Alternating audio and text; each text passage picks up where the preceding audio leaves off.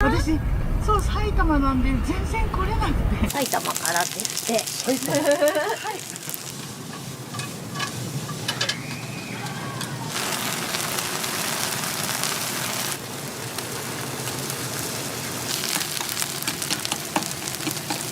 食べたくてこのために来ました。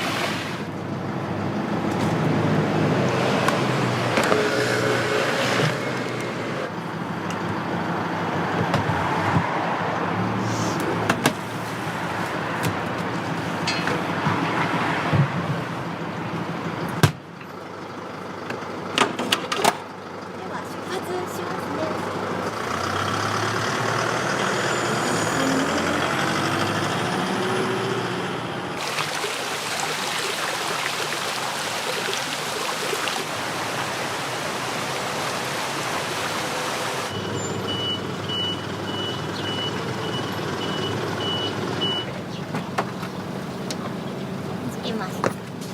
おはようございます。お願いします。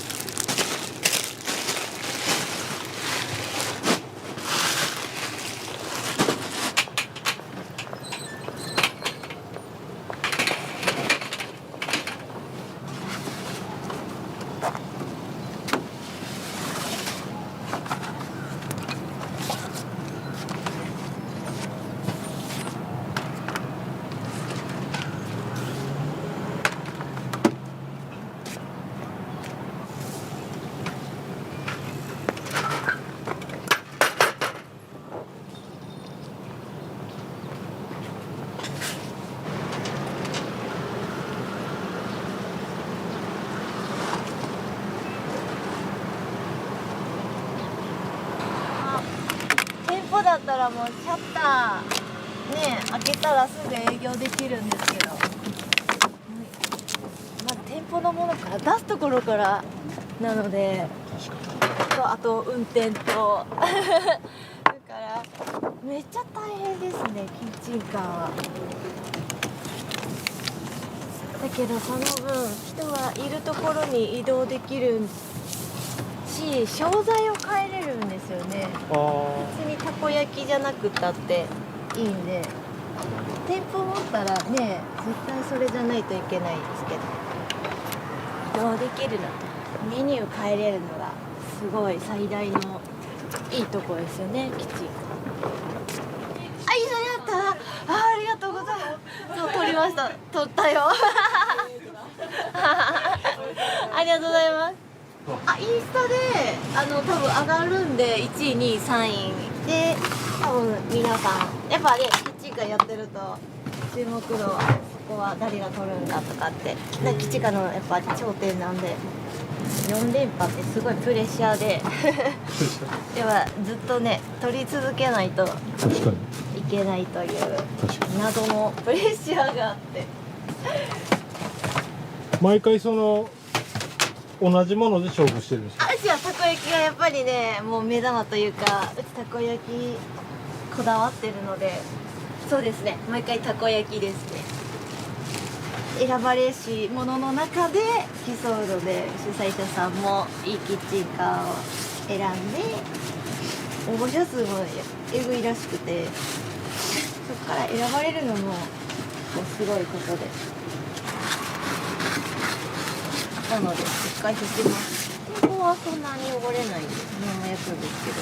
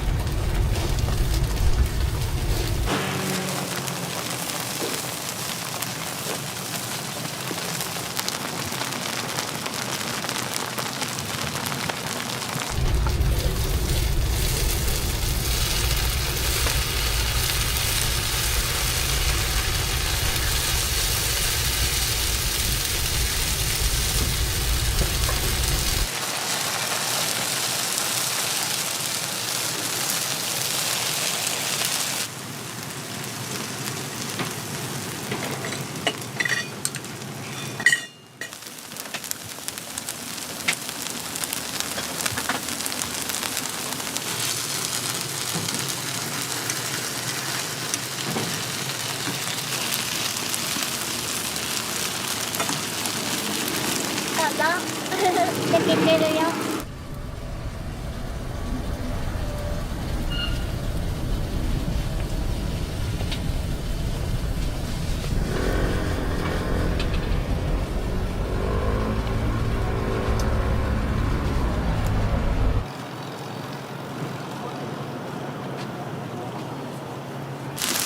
お待たせしました。どうぞ6個入りで。はい、変わらずで。何味しますか？岩塩で。はい。マヨネーズ、青のり、かつお節をかけしていいですか？マイナスでかしこまりました。会計550円になります。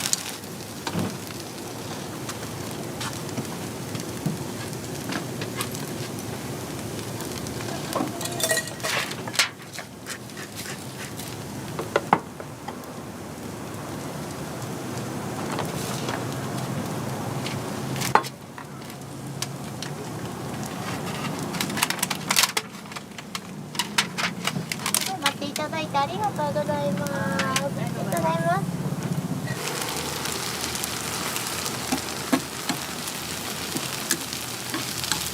配信をしながら集客をしているくて、そうなんですよ。やっぱり反応大きいです。めちゃくちゃ大きいですね。うちは特にそこからファンになってくれて通ってくれたりします。今多いらしくて配信してる方がねの方が忙しい。こんにちは。おめでとうございます。4連覇。嘘、ありがとう。よかったら食べてください。させてくれたのに、デリチュースだ。はい。どうだろう。ちょっと聞いてみます。はい。あ、まだ会ってない。まだ会ってないです。今からなんで。もうずーっと。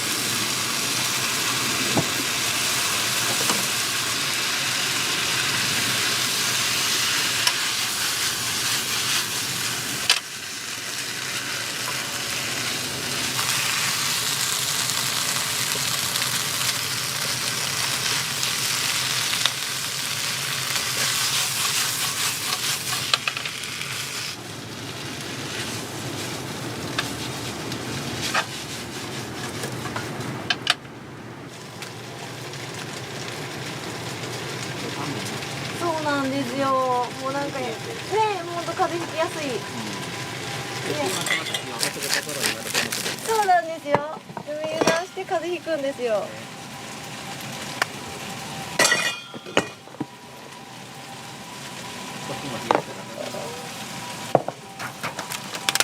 まだグランプリの疲れが癒えてなくてめっちゃ痛いんです。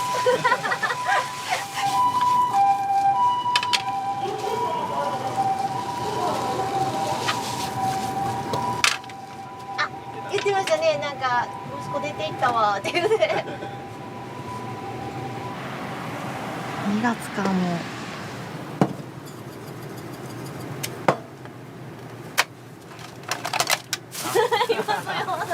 ありがとうございます。わざわざチーズケーキありがとうございます。また待ってます。ありがとう。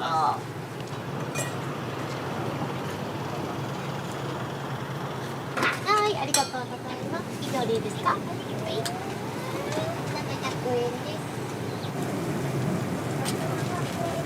考え中。ただいま考え中。以上ですね。はい。700円です。ありがとう。ペイペイって言うんですか？マジか。すごいな。現代っ子やな。ありがとうございます。お兄さん、あら、今日もこんにちは。はい。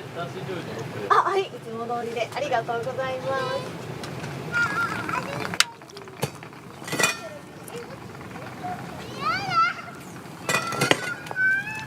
お兄さんはこれ1本ですね。だしも好きです。美味しいですね。だし醤油。昨日も来られたんですか？はい、そうです。毎週来るんだね。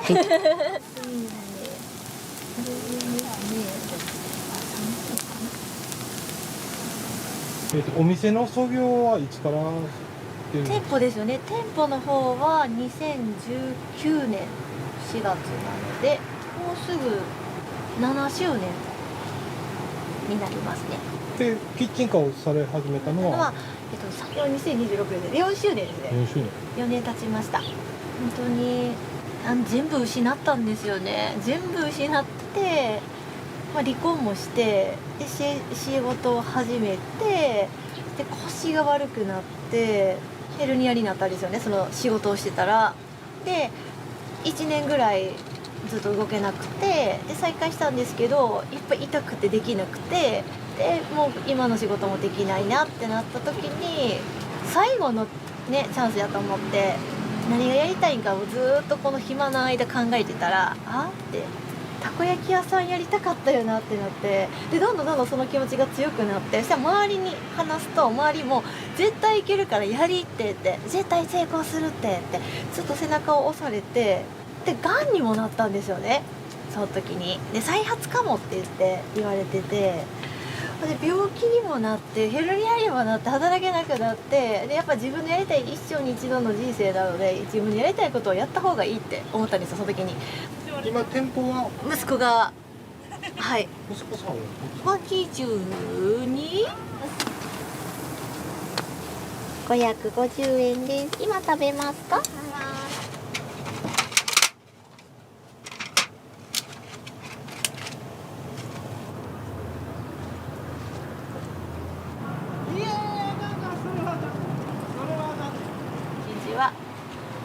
みんな何してんの？リコさんでも頑張ってくれたからな。ランチひなたも来て。あ、そう。あつめさんご飯好きやもんな。明日に君にランチひなたも。そうです。たこ焼きは明日はありません。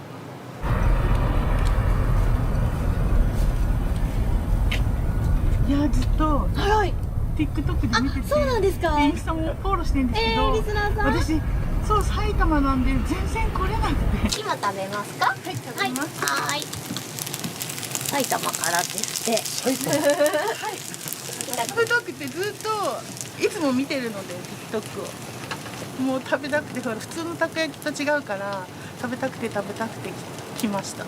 埼玉からそうです。このために。今回はい食べたくてこのために来ました。焼き方こんな感じとか言ってもらって真似して。ちょっと焼けてるんですね。まあ素人ながらなんとか。はーい。うまそう。チーズから食べてください。ちょっと固まるんで。わかりました。うん、こっちから食べてね。ありがとうございます。みんな来るな、広島から東京からな、ポンポンって。まあ、北海道からも全然行けますよ。沖縄とか。すごい、だから TikTok の影響力って本当すごいんですよね。だし醤油とソース一つずつ。よく来られるんですか？よくはい使いますね。みんなここのたこ焼き美味しいって言うんで。美味しいしたこ焼きが結構ふわふわ系のたこ焼きで、あと普通に店員さんの人柄もいいんで。なおりちゃんどうした？ありがとう。いやみんな店員さんの人がいいっていい。ほんま？みんな喋りやすいっていう評判がめっちゃ。好きやねん。あとおすすめなんですが、これだし醤油うまかった。美味しいでしょ。やばい。ねえねえ、でも岩塩もおすすめですよ。ですよね。だから埼玉どんなとこなんだろう、行ったことないかも。ですよね。東京よりも埼玉行くんですよね。スピン10個と岩塩10個とソースも10個。ありがとうございます。ありがとうございます。お会計させていただきます。3パックで2550円です。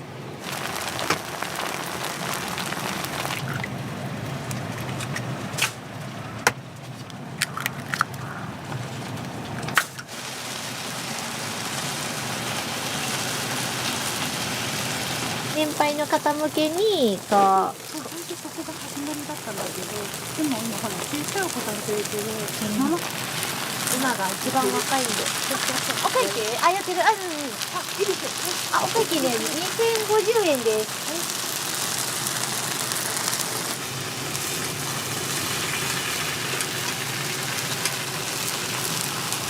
販売が11日。なんて？ハートに送る。ハート見送って。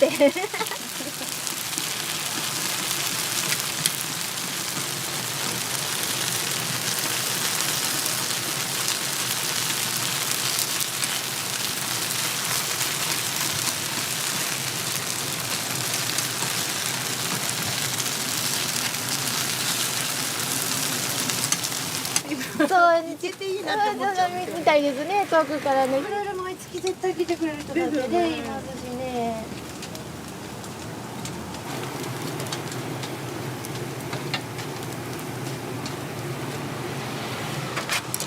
先に出してもいいですか？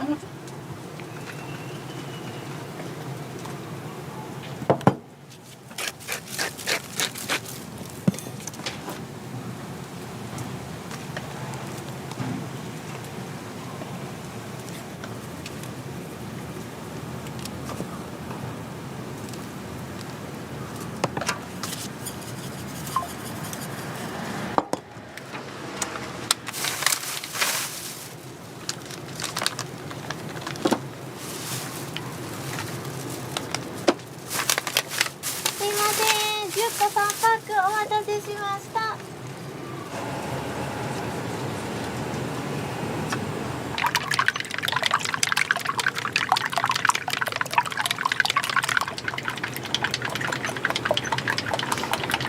もう一個お兄ちゃん。特選ください。 5000円、オッケーオッケー、300円です。はい、すいません。いいよ。割っとくわ。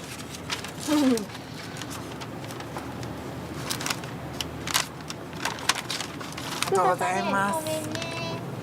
ありがとう。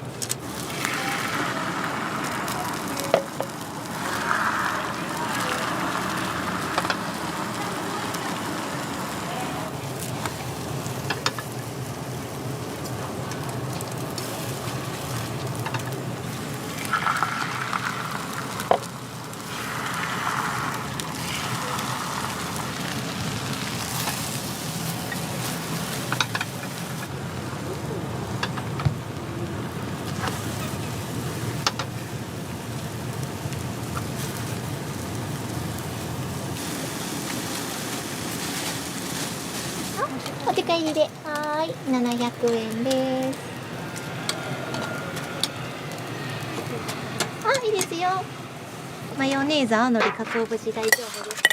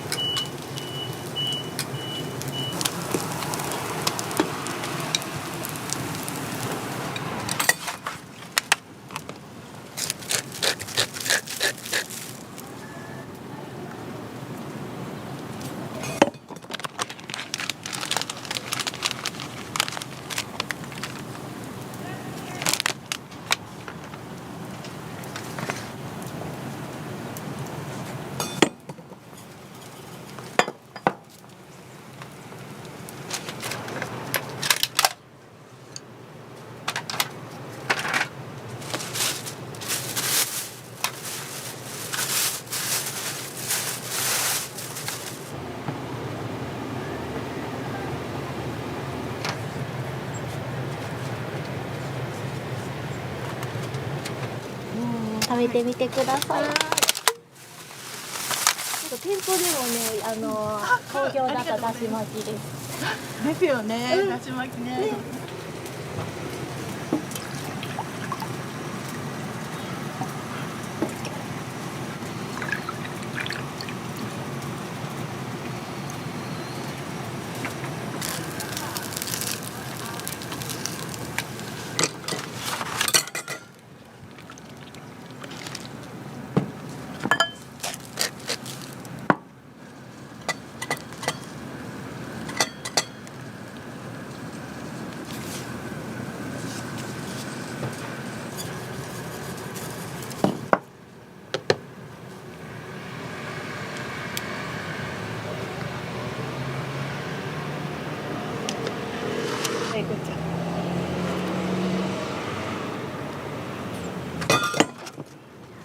飲食店って本当そのお客様のありがとうの一言でめっちゃ元気になるんですよ。これもほんまにやっぱ自分のねこう作ったものを食べてもらってお金をいただいてる上でのありがとうってすごいなって。あんまりね他の仕事って感謝されることってあんまないじゃないですか、事務の仕事とかって。でも飲食でこうダイレクトにすぐもらえるんで嬉しいです、楽しいです。それでそういう風なんで、それで接客業が向いてるんですか？大好きですね。人好きです。確かに好きですね。ソースをおすすめしないはいはいって書いてたじゃないですか。それどうしてなんですか？ソースはおすすめしてません。生地にすっごいこだわってるんで、生地の味をソースをかけることによってソースの味になってしまうから全然おすすめしてなくて、だからその岩塩とかだし醤油は生かされるので、そっちの方が絶対美味しいです。ぜひ。だからすっぴんも自信を持って出せる生地になってます。生地はまずだしの旨味が強いのと、で小麦粉も何種類かこういっぱい試行錯誤してこれっていうのがなって、もう独自の配合で極限までなるべく薄めてます。焼きにくいぐらい。うちのたこ焼き本当に焼きにくいんですよ。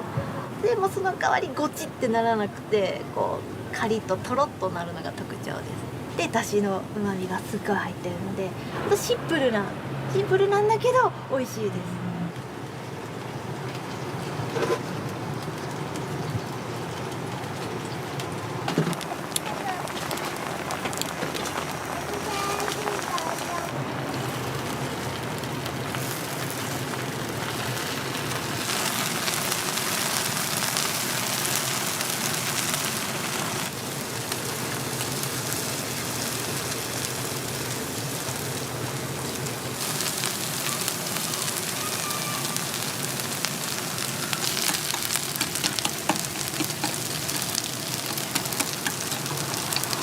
いっぱいあるね。あ、スシローの方、わかった。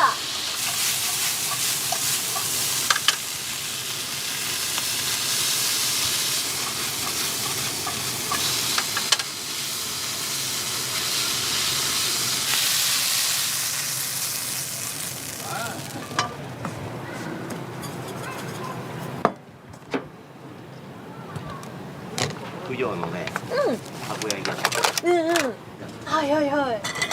東京で通ってる。今とかに人通りがなくて。そうなんですよ。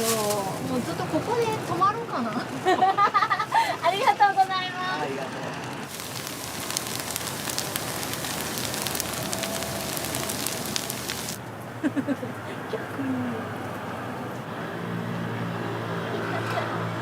誰がナンバーワン？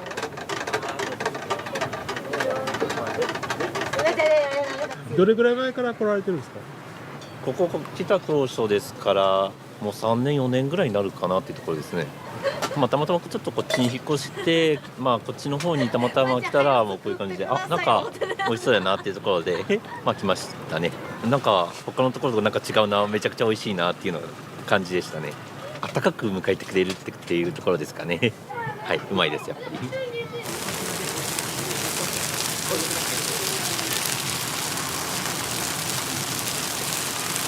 いらっしゃいませ。はい、お伺いします。ソースの10個入りを1つありがとうございます。850円です。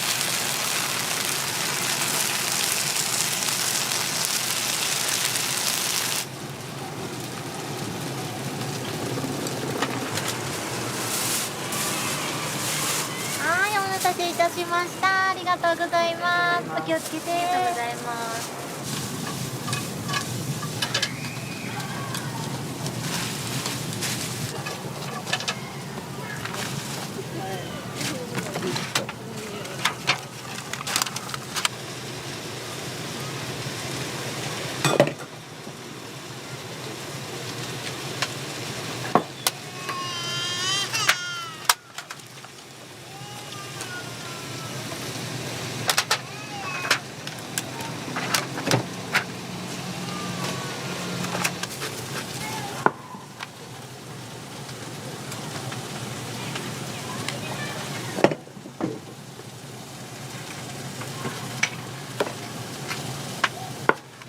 ソースとすっぴんとだし醤油。お会計が2550円です。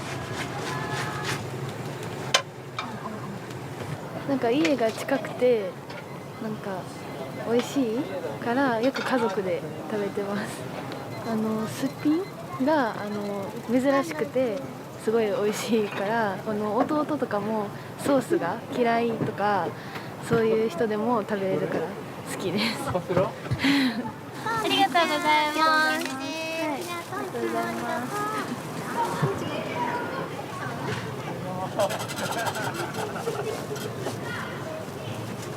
江坂？あ、江坂だね。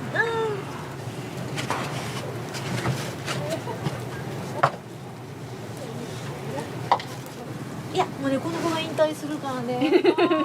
引退。そうなんです。引退試合になる。そう、いなっちゃう。来年はいるかな。1日ぐらい空けてな、2日ぐらい。そうそう、美容師になるんで。そうなるって。ねえ。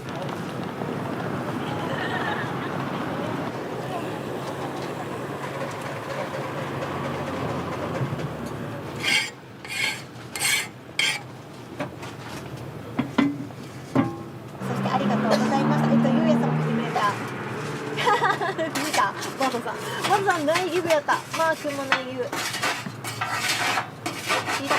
ああ、マサさんすごいな。5.2系。かつみさん、すごいありがとうございます。マサさん。マサさんもありがとうございました。そう、ミミちゃん来てくれた。じゃあね、バイバイね。お疲れ様でした。バイバイ。気をつけて帰ります。あ、もう冷蔵庫に入れといて。明日もちょっとやって。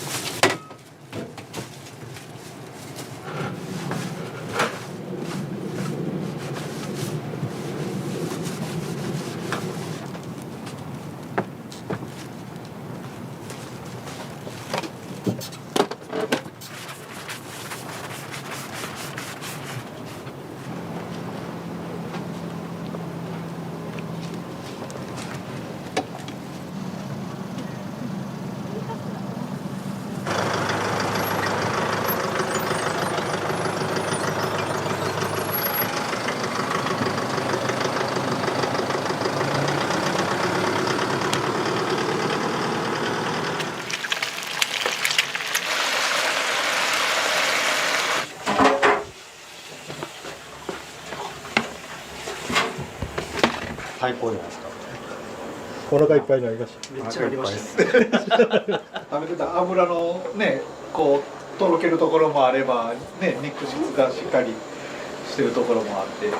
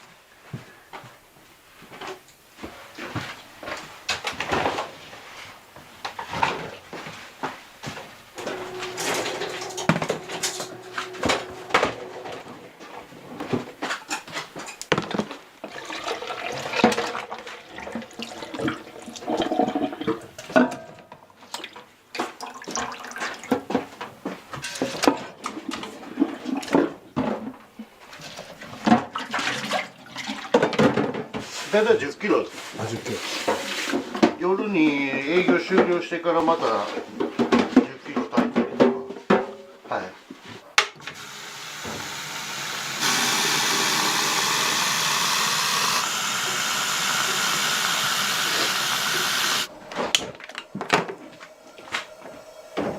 うまさというか味が全然違うんで、そうですか。やっぱ外国産はちょっと臭いんでね。独特のソース。どうやってもやっぱ臭いんで、匂い消しはどんだけ生姜ネギやら何やなんぼ入れてもやっぱり匂いが、獣臭がタレで味をがっつりつけてごまかすみたいな感じになるんで、なるこの炊いてる時にすごい匂いするんでこれはもう全然匂い出ないんで、圧力鍋でやったらちょっと圧かけて煮込むんであれですけど、ちょっと匂いは出ますけど、その獣臭がないっていうか、このチャーシュー粉やる前に混ぜそばやってたんですよ。それはこちらでここでされてたんですか。そうですそうです。あ、じゃあもともとは混ぜそばのお混店ぜそばですね。混ぜそばとか焼きそばとか。台湾のああいう感じ。そうですそうですそうです。二郎系の混ぜそばとか油そばとかそっち系をやってたんです。今はやめてるんですけど、たまにちょっと混ぜそばだけやろうかなと思いながら、結構混ぜそば食べたいという人もいはるんで、両方ができないんでそうなんです。この規模なんで両方ができないんで、期間限定みたいな、今週は混ぜそばとかちょっとやってみたいなとか思いながら。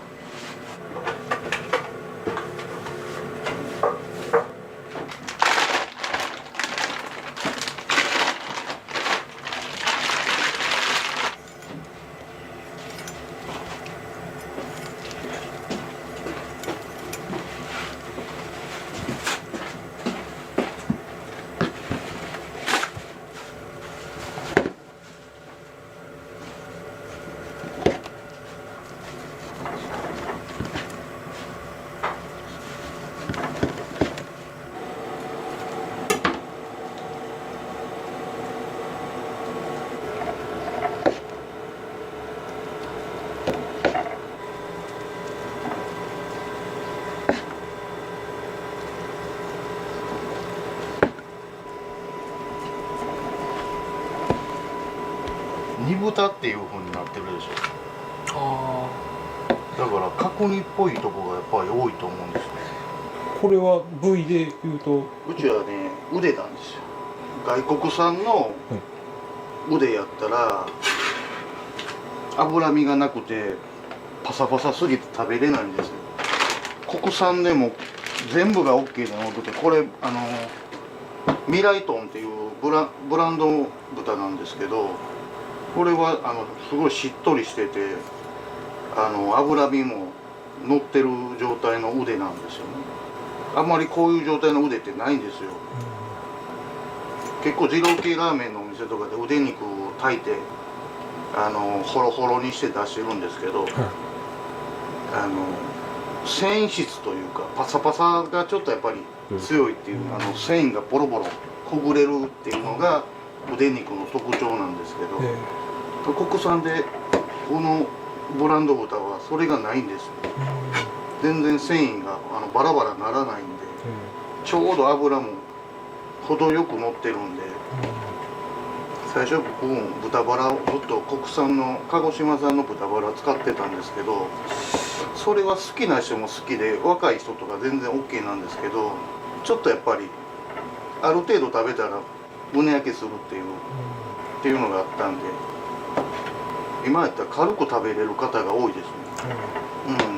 やっぱり残される人がほとんどいなくなったんで。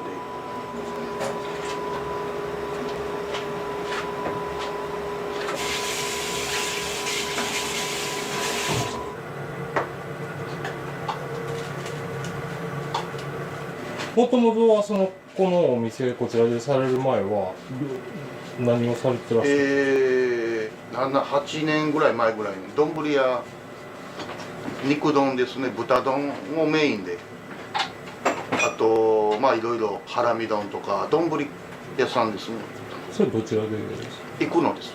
生野区で。でじゃあもう当初から豚をずっと扱って。もうずっと豚ばっか、自分が好きなんで豚ばっかり作ってますね。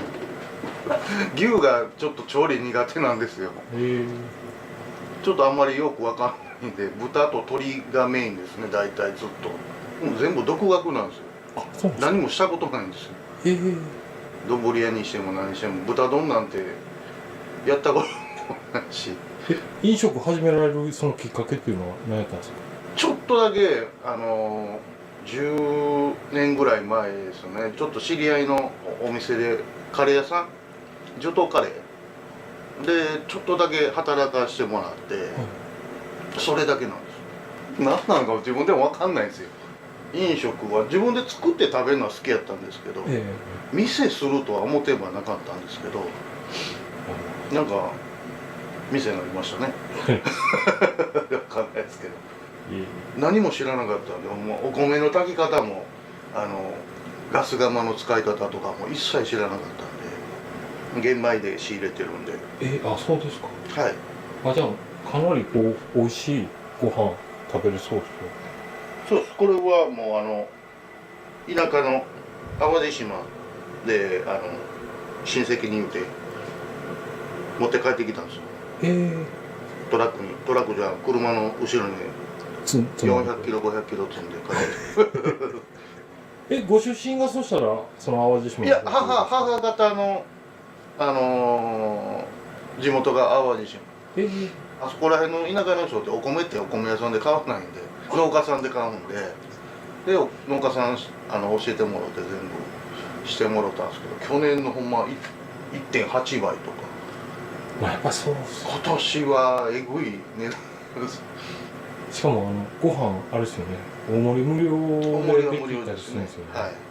しかもお料理自体がご飯進むお料理やからさ。そうですね。ご飯をまあまあいっぱい食べてほしいなと。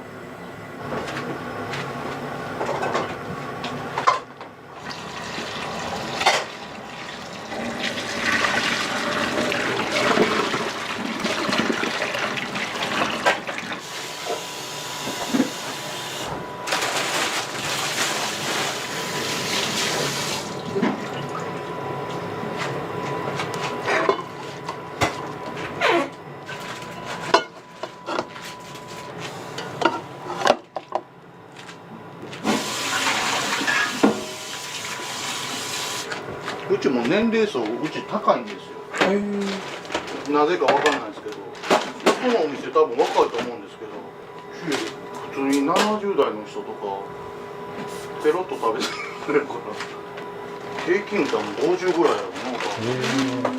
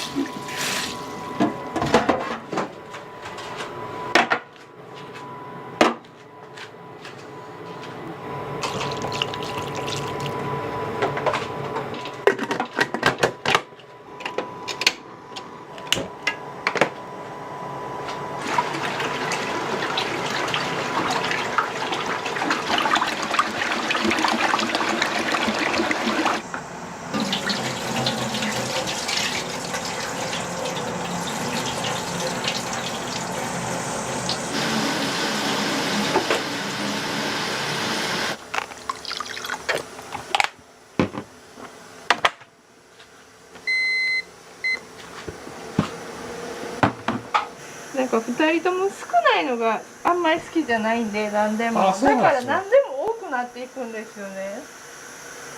お客さんって言ったら嬉しいですけど。まあね、なんかあんまり食べた気せえへんかったら、思ったらなんか多くなっていく。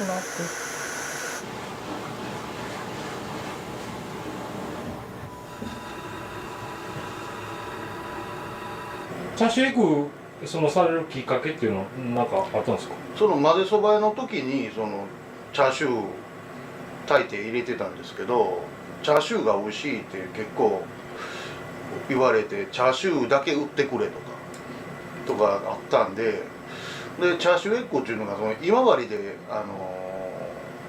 食べたこともあって、今治も行ったことあったんで、面白いんちゃうかって言って、俺チャーシューエッグにしたからおもろいなーって言いながら、両方できないんでずっとやってたんですけど、もう混ぜそばの限界もあったんで、ここの場所でやるっていうのがで、ちょっと一回チャーシューエッグ屋に変えてみるっていうので変えてみたんですけどね、チャーシューが炊いてて全然できてたんで、卵ちょっといい卵探してみたいな感じでやりだしたんですけどね。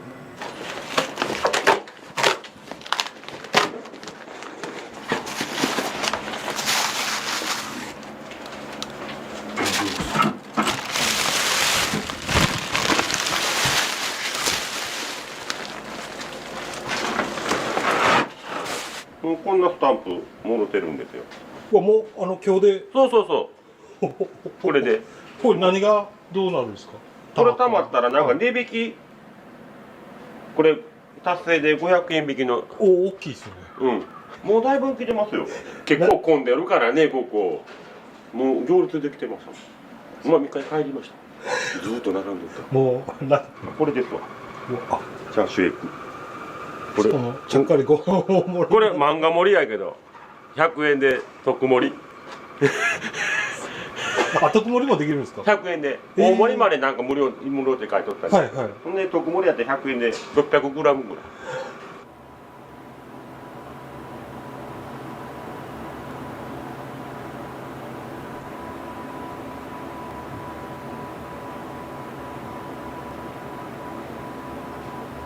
だから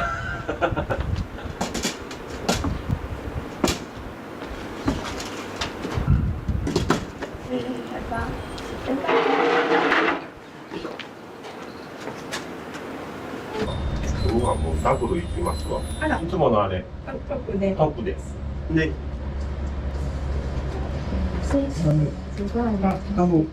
一般のやつでちょっとしたらもうずっと並びますもんね。並びます。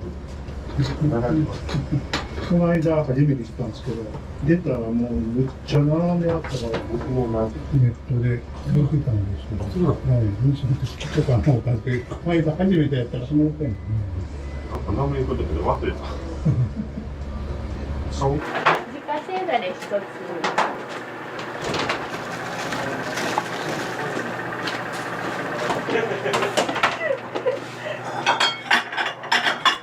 インスタの子が言うから移転しようかなって話をしてたら、それがやめるってなったんで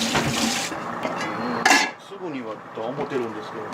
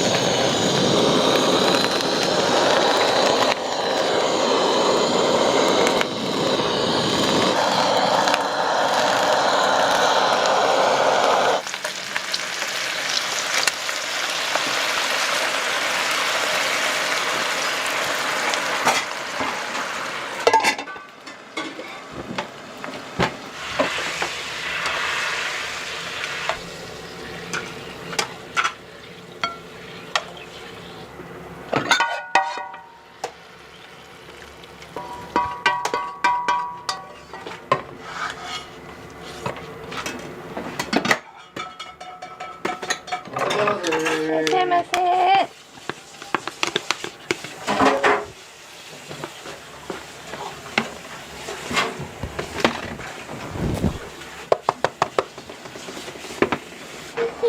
はい、どうぞどうぞ。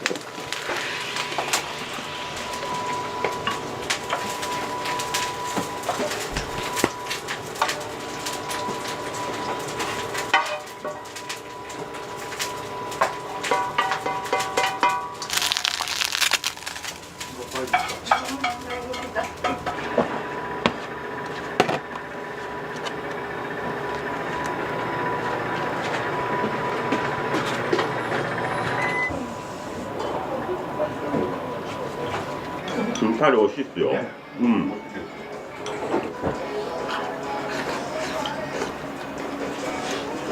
ちょうどいいぐらい。ちょうどいいぐらいです。もういらん。もういっぱい。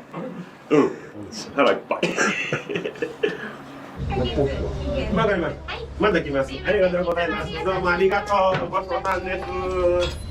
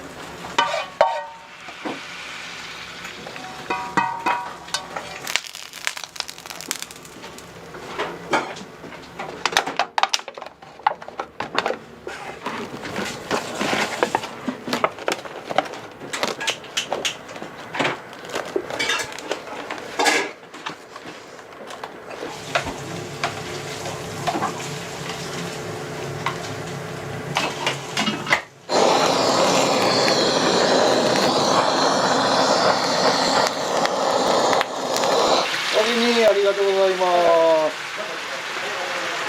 おおきに。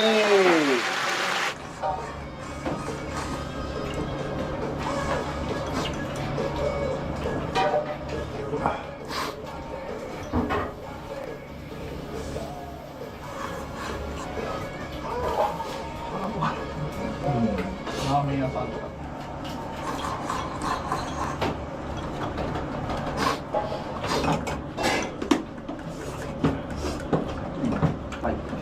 いかがでした？満足しましたね。また来たいですね。来てよかった。なんかね、バランスいいんですよね。なんかこう食べてた油のね、こうとろけるところもあれば、ね、肉質がしっかりしてるところもあって、ここに座ってたご主人がやってはったんで、あ、もう見よ見まあ、そうやったんですね。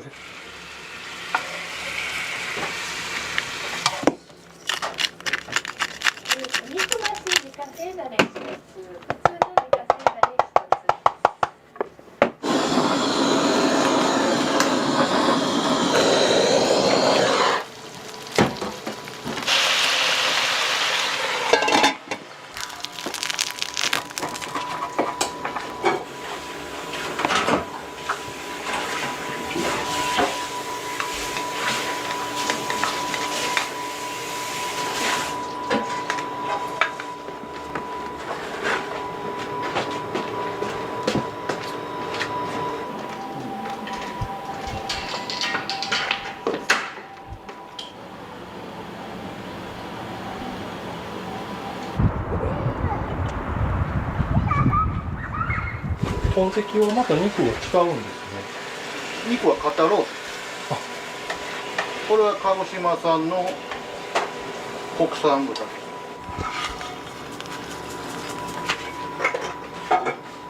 レギュラーのご飯何グラム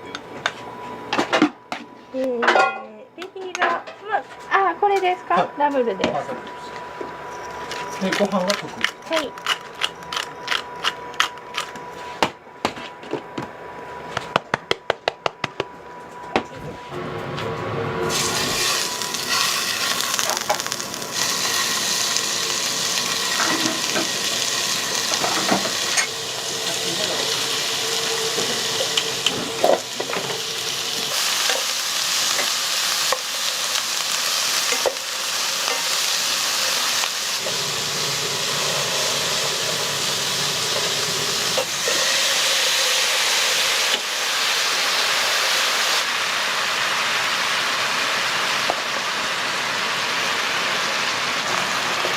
あ、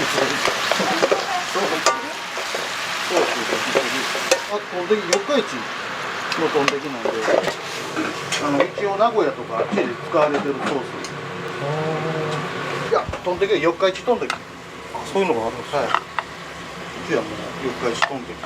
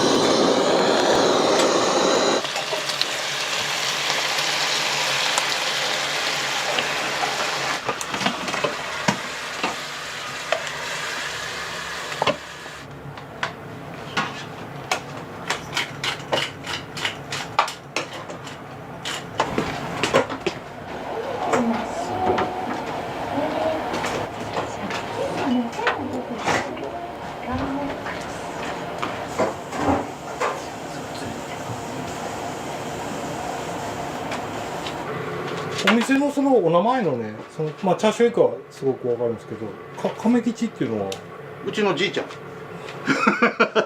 いや、A ちゃんも好きなんで余計。よく来られるんですか。いや、僕ら初めてなんです。家近いから来たいなって言ってたんですけど。あ、お近くなんですか。あれ結構近いんですけど。お味いかがでしょう。最高じゃないですか。お腹いっぱいになりました。めっちゃありました。満足感の顔がすごいです。めちゃめちゃ美味しいです。ずっと来たかったよな。こ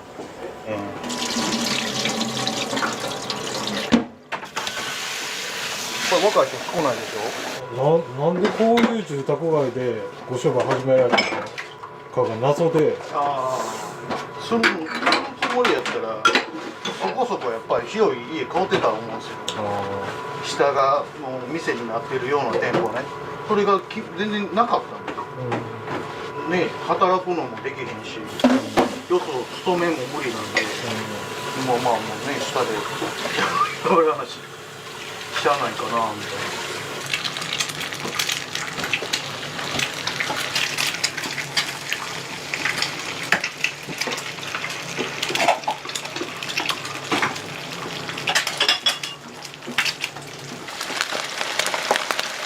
ガーリックソース。そうです。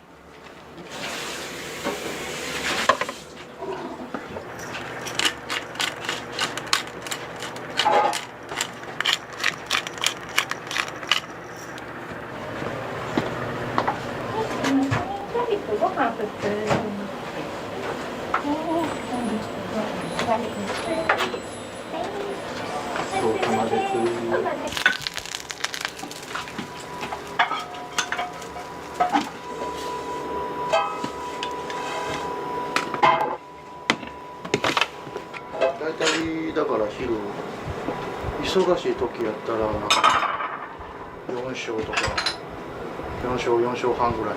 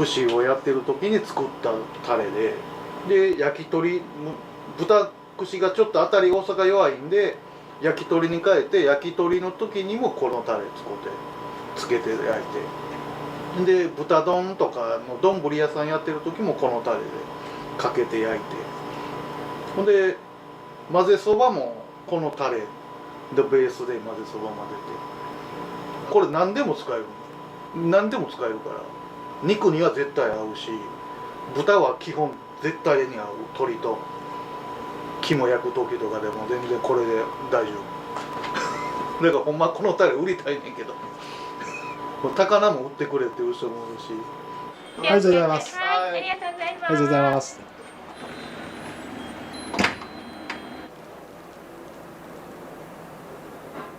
美味しかったですよ。美味しかったです。うん、エビフライ大好きなんでね、熱々の揚げたてで。なんか他のところではないです、このタルタルソースは。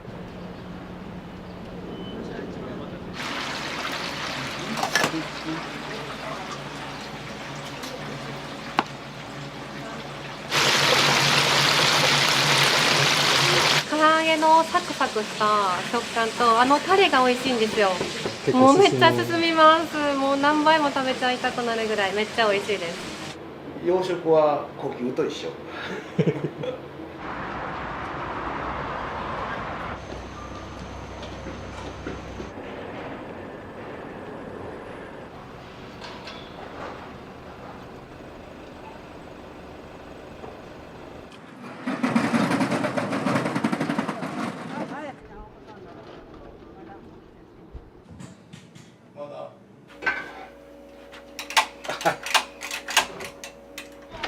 じゃあデートに行きます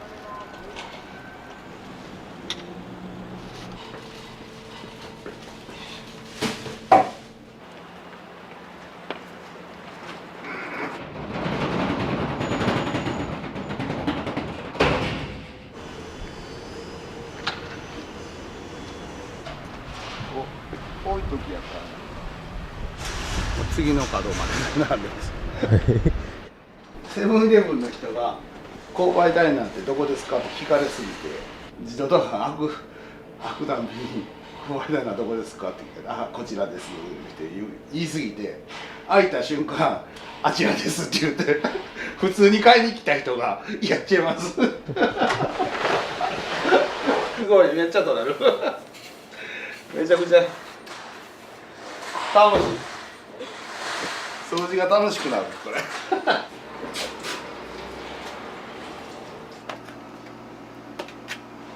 近くでお勤めの方がねもう並ばれててもちょっとこう進みが遅いともう諦めて帰られるただでもうち座ったら10秒で出てくるような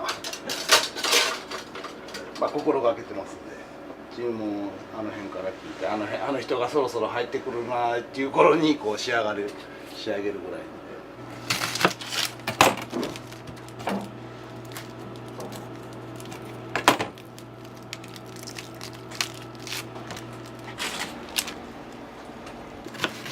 これ無駄にしないっていうことですか？全部スープに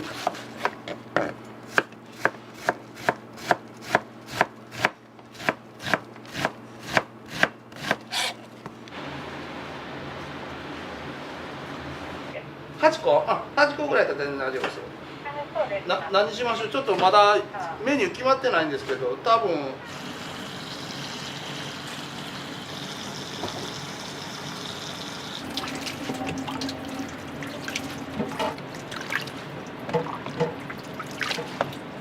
どうささずに。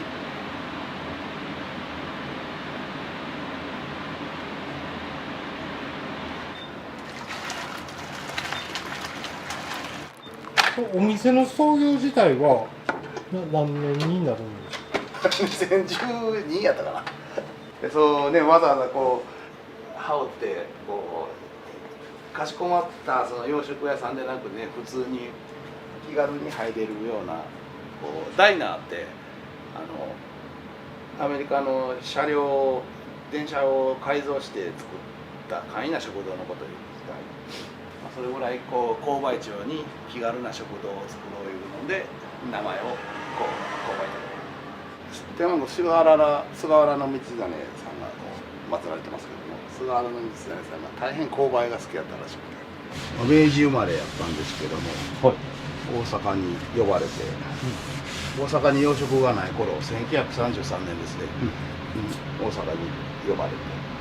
で大阪の洋食文化をこうずっと伝えていったという、それを幼い頃から食べてたんで、はい、他の料理人さんからはちょっとこう下駄入ってる感じで、祖父の美味しかったものを一個ずつこう階段登っていって一歩ずつ登っていくだけで、目指すだけでよかったんで、すごい恵まれてたと思います。何者にも変えられないものを舌を受け継いだんで、もうそれだけはもうすごい宝やと思います。もう毎日の戦闘服やから。また明日でも確定してもらったら、明日8ですね。9。何人で？はいはい。また変更ありましたら言っていただいたら。16人の予約って夜ですか？そうですね。夜はね、この辺優勝企業と言われる会社の方多いんで、この程度やったらもうちょうどサイズ感がいい。やっぱりおのずともう16やったら貸し切りになってしまいますんで。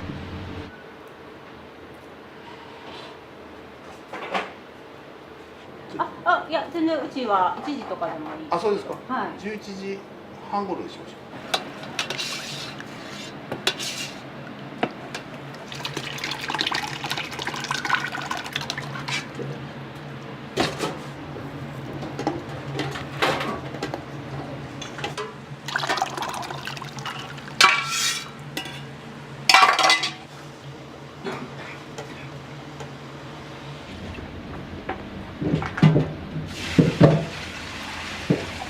焦がさない。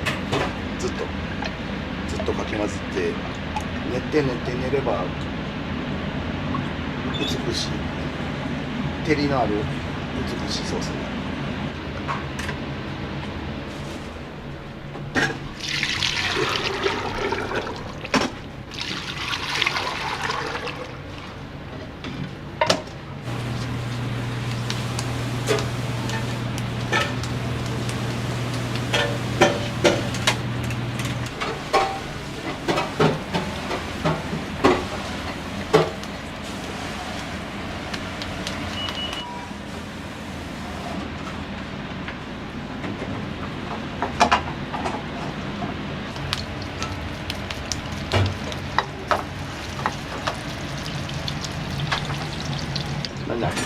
いやハンバーグなんかこうこねるとき何意識されてるのかなと思って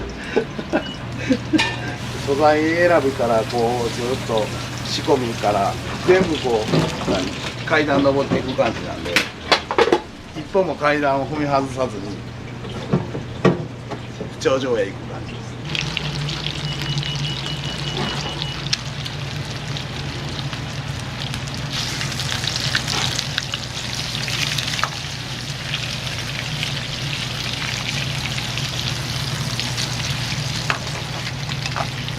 つけた後は弱火で15分。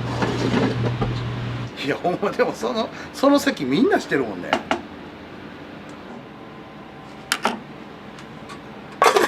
たすらエビパネするだけです。もう当てず。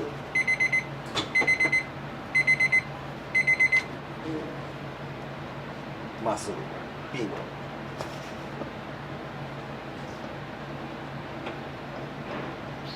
これなんで祖父が作ったエビフライと他のエビフライって違うんかなってずっとね疑問でしたけど、大体自分で今推定200万本ぐらいエビフライ衣つけてると思うんですけど、なんとなく理想は分かってきました。やっと100万本を超えたあたりから気づき始めて、おそらくうちの祖父なんかそんなにエビフライ作ってないと思うんですけど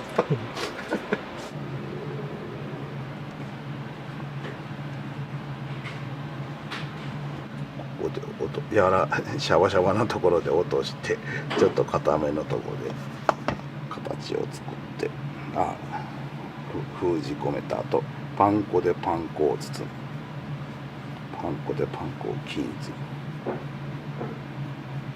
余分なパン粉を落とした後、完成。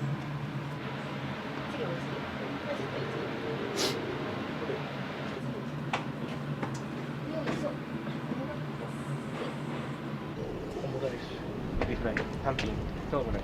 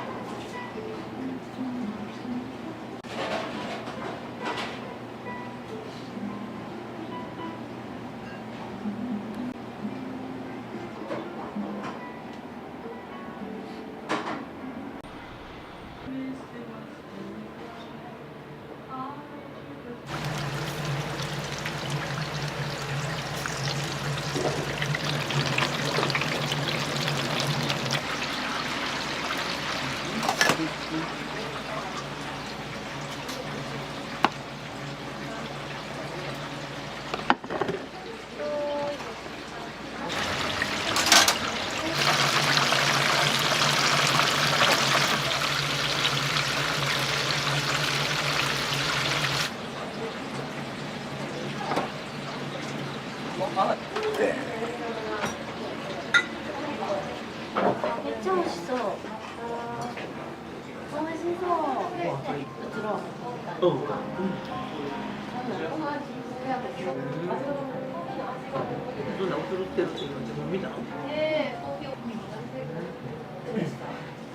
今日はエビフライです。美味しかったですよ。タルタルソースがすごくやっぱりたっぷりで美味しかったですね。また来たいです。はい、ありがとうございます。はい。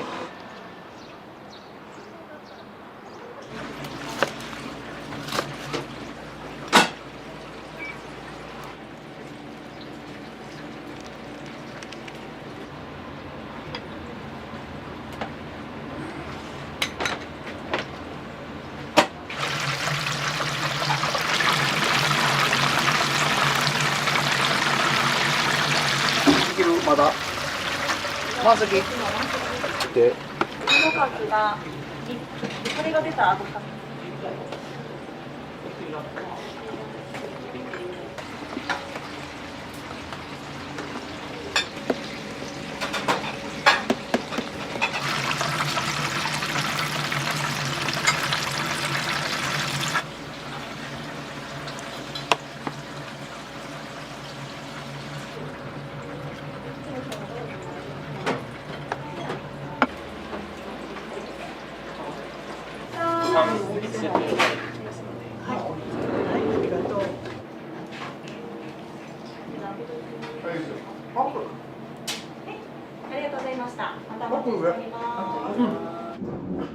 美味しかったですよ。美味しかったです。うん、エビフライ大好きなんでね。熱々の揚げたてで。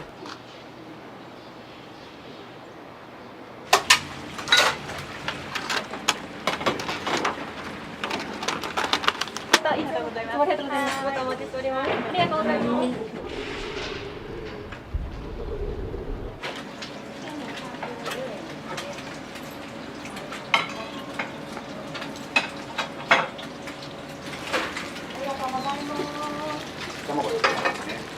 靴なんですけどね、包み込むという。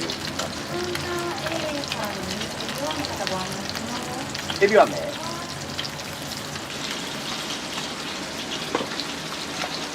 5月の20日火曜日から関西一円のローソン街角厨房で食べれます。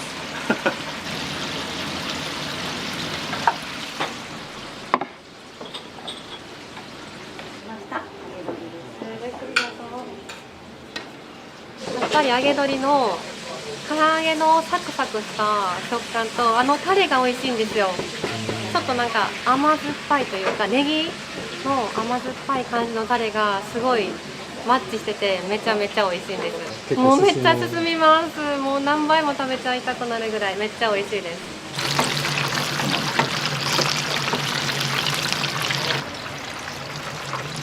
魔法の粉で魔法の粉まぶります。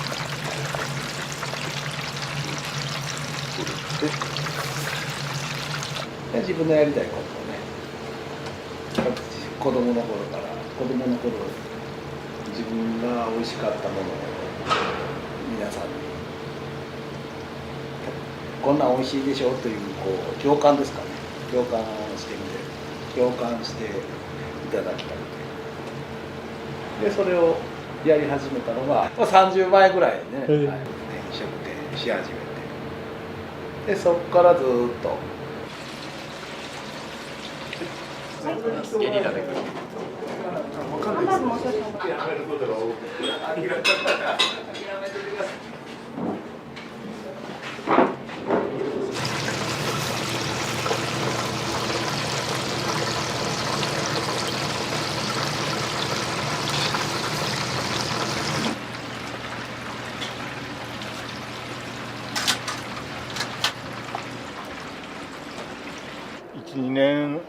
2年ぐらいかな。大体何人でも美味しいけどエビフライが一番美味しいかもしれないね。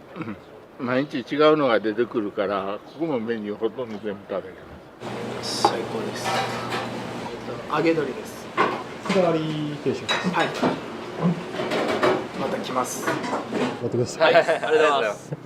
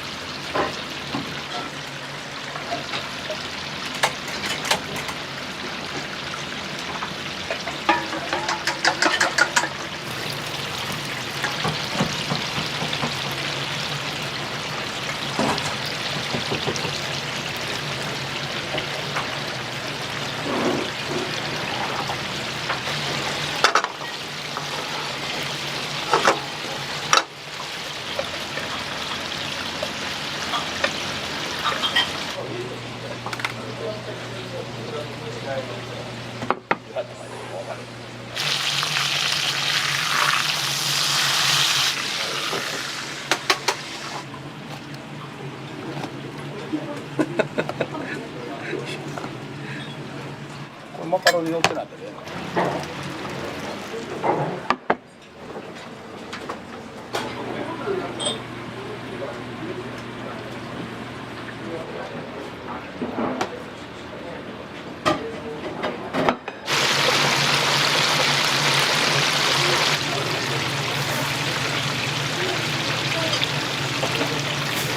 すごく美味しかったです。はい。美味しかったです。タルタルソースがはいすごい美味しくて、ポテサラみたいなタルタルソースよね。そういう感じ。今日大将静かやったな。そうですね。いつもなんか声聞こえるのに疲れてらっしゃる。疲れてんのかな。あ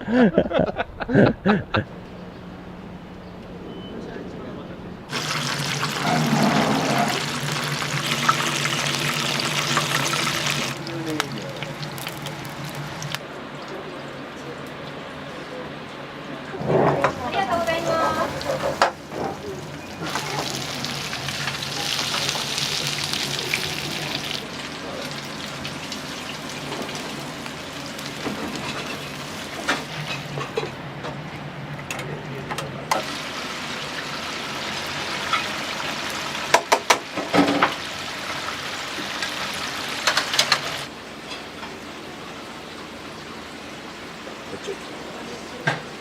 入ってみます。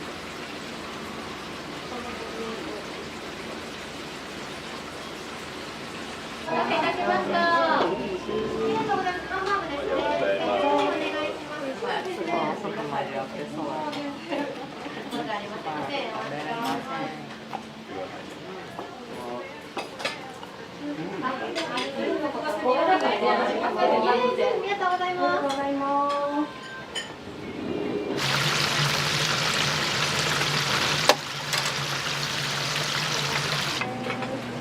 トッピングで加える人も多いです。あ、じゃあこれは追加の分。はい、それハンバーグとエビ2本で加える。ハンバーグ少々お待ちください。すごい美味しかったです。はい、タルタル。僕エビフライです。他のところではないです、このタルタルソースは。全然違います。タルタルソースだけで食べれるぐらいの変な言い方ですけど、ポテトサラダとタルタルソースの真ん中ぐらいの感じかな。でも全然ポテト頭入ってないんですけど。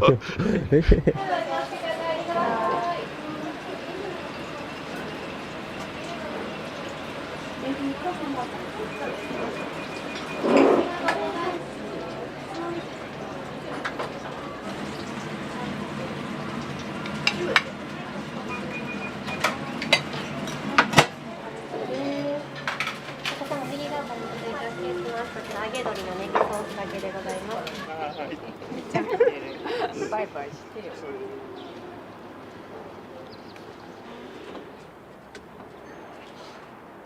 この間も来るんだ。めっちゃ大変そうやな。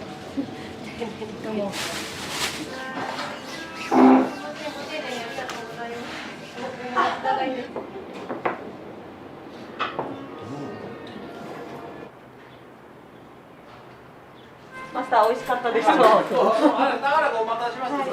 ありがとうございます。またお待ちしております。よいしょ。いなかった。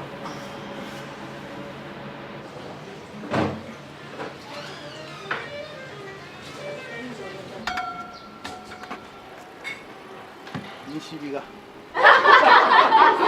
明日日帰りでよかったです。お待ちしてます。ありがとうございます。お気をつけて、またお待ちしております。お店入られてどれぐらい経つんですか7年8年ぐらいお世話になってます。お客様に助けられて毎日過ごさせてもらってますものすごいお客さんと話されますよね。そうですね、お客さんと話すのがもう日々の楽しみで来てます常連さん本当に多くてみんななんか喋ってくれるのでそれが嬉しくて